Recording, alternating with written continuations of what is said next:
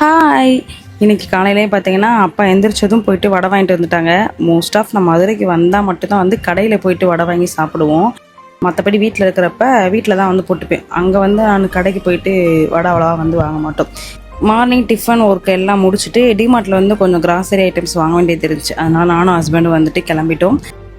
Night ஊருக்கு கிளம்பி போயிட்டு மார்னிங் ஒரு 11:30க்கு மேலே தான் வந்து வந்திருந்தாங்க. வரமோ அப்படி நேராக கிளம்பி டிமார்ட் போயிட்டோம். கையோட சரக்கும் வந்து வாங்கி வச்சிட்டோம் அப்படின்னா அந்த ஒர்க் வந்து கம்ப்ளீட் ஆகிடும் சொல்லிட்டு போயிட்டோம். இந்த டைம் வந்து ஆஃபர் நிறையவே போட்டிருந்தாங்க.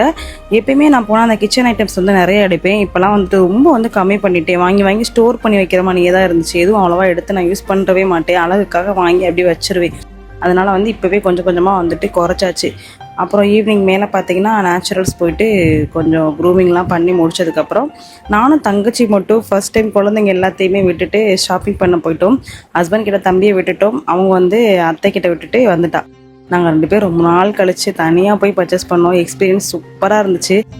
ஸ்கூல் டயத்துலலாம் வந்துட்டு 2 பேரும் மோஸ்ட்டாக எங்கேனாலும் போகிறதா இருந்தாலும் வெளியில் தனியாக தான் போவோம்.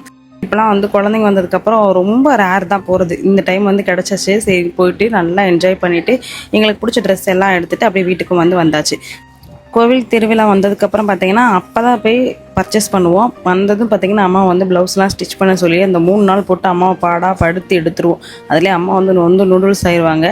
அப்புறம் அந்த சாட்டர்டே சண்டே கட்டுற சேலை வந்து ஒன்றா தான் எப்பயுமே கட்டுவோம் நாங்கள். அப்படியே கோயிலுக்கு எல்லாமே போயிட்டு கும்மி அடிச்சுட்டு டேவை வந்துட்டு ஃபுல்ஃபில் பண்ணிட்டோம். இன்றைக்கி பிரசாதம் பார்த்தீங்கன்னா புளி சாதம் வந்து கொடுத்துருந்தாங்க. சாப்பிட்றதுக்கு ரொம்ப ருசியாக இருந்துச்சு. அடுத்த விளாகில் பார்க்கலாம். பாய்.